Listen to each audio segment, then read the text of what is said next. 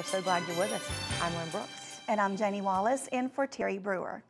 Topping our news this evening, new developments surrounding the closing of Partlow Developmental Center. State mental health leaders held a special meeting today in Tuscaloosa. That is right. They addressed changes coming to Partlow. Details now in tonight's top story.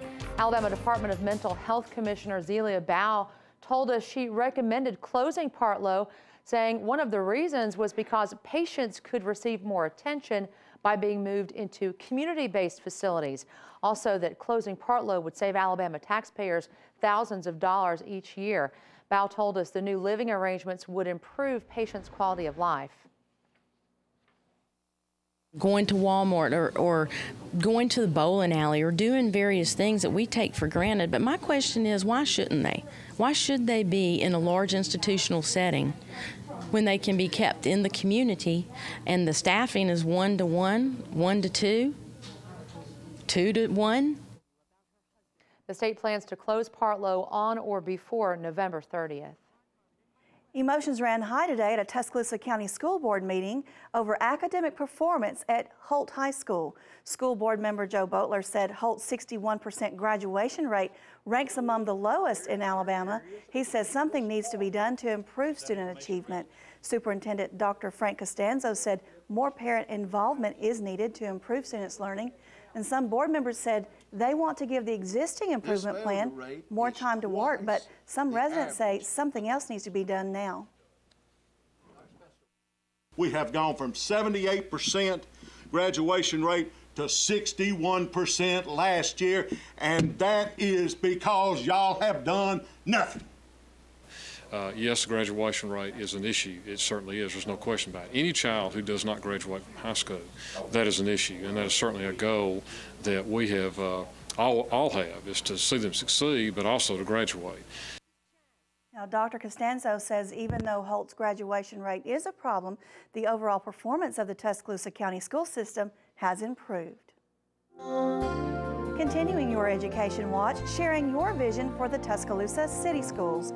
In less than an hour, school leaders will kick off the final listening tour at Northridge High School. Superintendent Dr. Paul McKendrick is using the opportunity to hear from parents and teachers. School officials say it's an opportunity for parents to share their opinions and thoughts about the school system. They're also seeking recent graduates from the high school. This is a time to help leaders process the areas of strength and areas of opportunity for the schools. And if you're interested in participating, call Leslie Brewington at the number on your screen, 759-3549. Tonight you'll have your chance to share your April storm story and also help plan for the future. It's all part of Governor Robert Bentley's Tornado Recovery Action Council of Alabama, or TRAC. The community forum tonight is for survivors to share their stories. Organizers say they want to learn from your experience as they make recommendations for building a better Alabama and preparing for future disasters. TRAC's community forum is set for tonight. It's at Central High School's gymnasium. That program starting tonight at 6:30. If you're not able to attend, you can still submit your stories to the TRAC Alabama website. For a shortcut there, go to ours, WVUATV.com, and just click numbers and links. Time is running out to apply for federal assistance to remove debris from properties in Tuscaloosa. The deadline is 1 week from today, Monday, September 26th. City officials tell us owners of around 200 properties have yet to contact City Hall or FEMA for help removing debris. Robin Edgeworth with the City of Tuscaloosa says if owners do not apply for assistance, they run the risk of their property being condemned by the city. And we'll provide notification to the property owners that their property has been declared a nuisance and that the city will take the proper steps to condemn that property. Edgeworth says you can pick up an application for assistance at City Hall or call 311 for more information. Again, that deadline is next Monday, September 26th. The landscape of downtown Tuscaloosa is changing. In just a few weeks, the brand new federal courthouse will open its doors. And tonight we have a preview of what you'll see and how one artist's work will play a major part of commemorating local history inside the halls. WVUA reporter Leah Knight has the story. Right now, the walls inside the new federal courthouse in downtown Tuscaloosa are bare. but soon they will be covered with 16 paintings showing the stories of local history. Federal Judge Scott Kugler says after interviewing a number of qualified artists, Caleb O'Connor's talent set him apart from the rest. Caleb had the amazing ability to paint emotion in faces. He's a realistic painter, and his paintings are incredible to begin with, but every time you look at one of the faces he's painted, you can tell what that person is feeling. O'Connor says it was important for him to have local residents pose in the paintings rather than actors to give the paintings a better sense of realism.